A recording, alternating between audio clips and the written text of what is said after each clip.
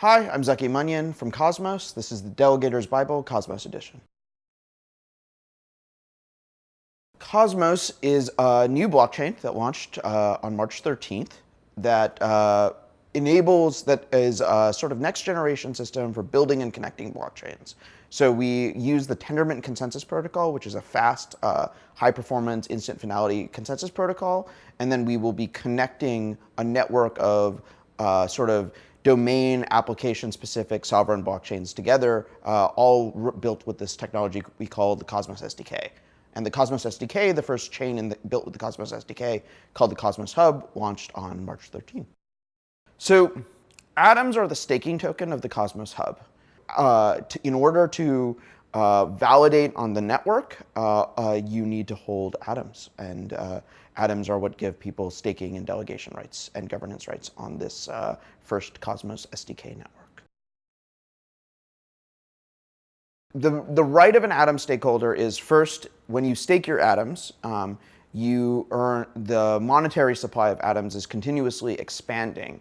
And this acts as effectively a mechanism of taxing speculators. So wealth is transferred, or fractions of ownership of the network are transferred from people who are speculating to people who are staking and delegating.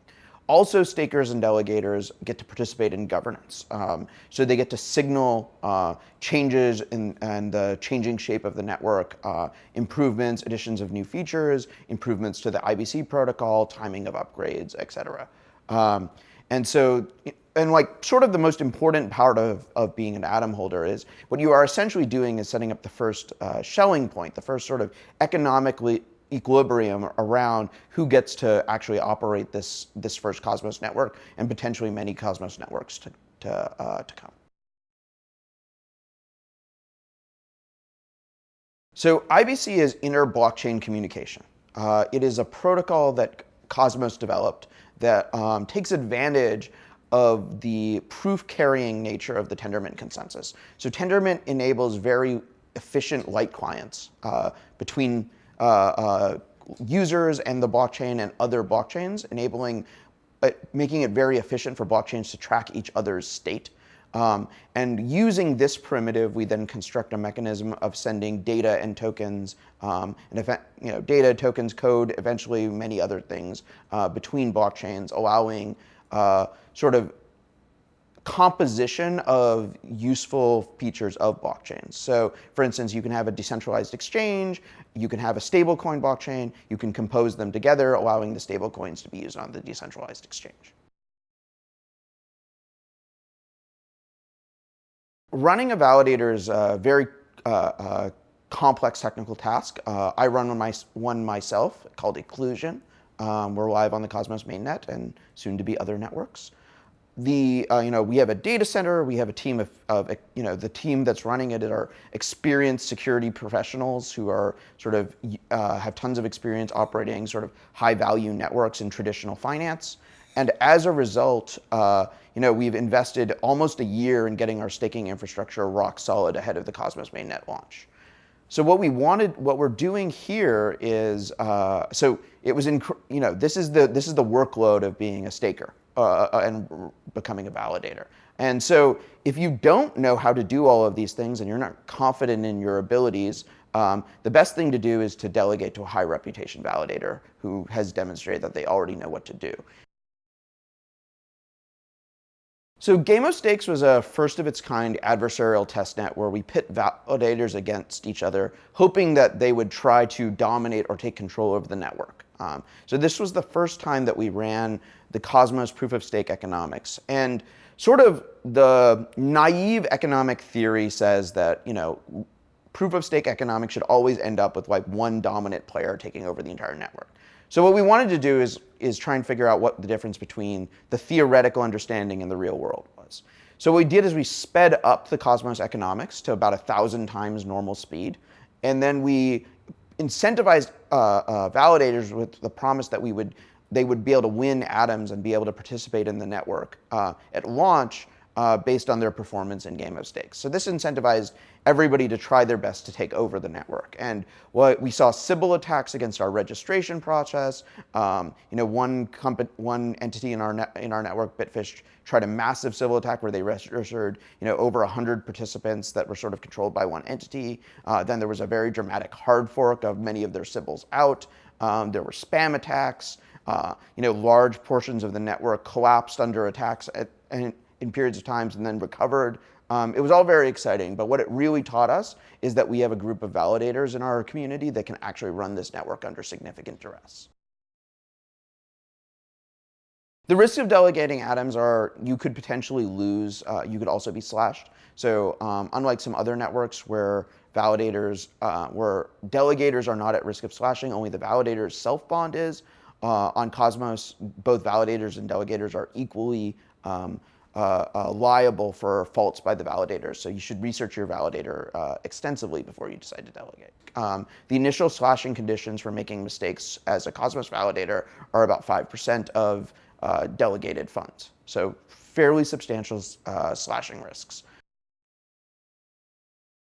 So how do you mitigate the risks to delegators? So when you're choosing someone to work in a network in which you own tokens, you should be looking at reputation across networks. It's not just whether or not they hold a lot of atoms or whether or not they're a big or their self-bond is large.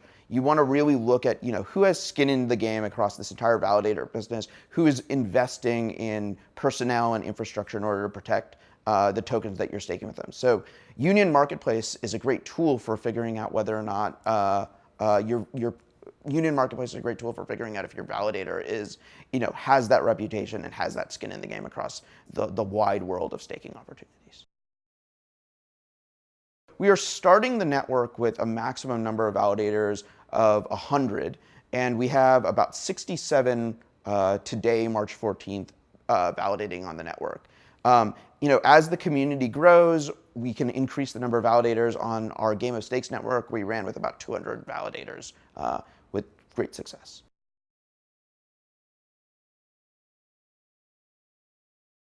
So when you're choosing who to delegate to, you obviously want to figure out, how much are they charging you? So, in Cosmos, all of the fee collection between delegators and validators is in protocol. So validators just will upfront say in their validation what the contract is between them and their delegators and how much they're going to collect.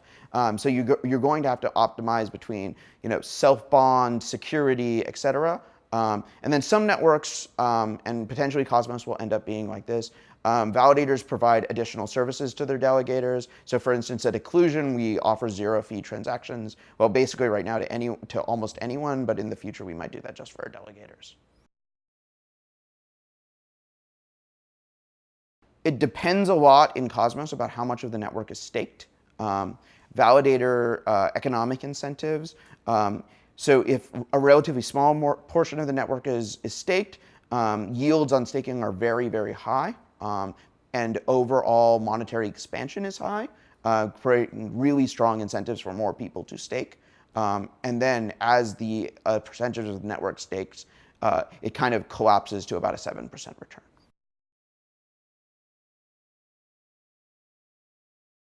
So, every new zone that springs up in Cosmos provides new opportunities to work and provide security and earn fees. And on assets under management based on the performance of your validator. So we expect that the Cosmos Hub validators will be running many chains in the potentially thousands or millions of blockchain universe that Cosmos is bringing into existence. So the way Cosmos governance works is staked atoms get to vote in governance, and staked atoms are locked up for 3 weeks based on being part of being staked in the network. You decide that you're going, and then validators by default vote with their entire delegated stake, but it is possible within the software for any delegator to override a governance proposal. In the sort of MVP version of Cosmos, governance is just a form of signaling. Everybody still needs to upgrade their nodes or change their configuration parameters sort of out of band, but that is likely to change in the future, but that evolution will be controlled by governance. So a delegator can choose to unbond at any time. Validators can set a minimum self-bond that they can't go below without sort of taking down their validator. But the unbonding time is 3 weeks. And this is basically a balance between the light client functionality, which is essential for the inter-blockchain communication, and allowing liquidity in the market. So one of the features of Cosmos that was useful is we allow instant redelegation. So at any moment in time, a validator can say, I don't want my voting power, an atom holder can say, I don't want my voting power going to one validator, I can change it to another validator. And that enables them to sort of have like an efficient marketplace for security. The reason someone would want to create their own Cosmos zone is that they have an application of blockchains, or they want to allow a community to coordinate with each other, possibly driven by crypto economic incentives. Maybe you want to custody assets and create synthetic assets on the Cosmos chain. There are lots of, the sky is the limit about like what you can imagine as potential applications on top of Cosmos zones. I'd just like to plug, our early validator community, especially the community members who were not participants in the Cosmos fundraiser. Validators like Certus1, Figment Network, Ecclusion. Well, Ecclusion was a participant in the fundraiser, but it's mine, so it's obviously awesome. But Certus1, Figment, Cryptium have all just like gone above and beyond, and are, what's really been gratifying is to see how much delegation there's been to them, because they've clearly demonstrated that they can really run great validators, and the market is rewarding them. This is Zucky signing off from Union headquarters. Remember, delegate wisely.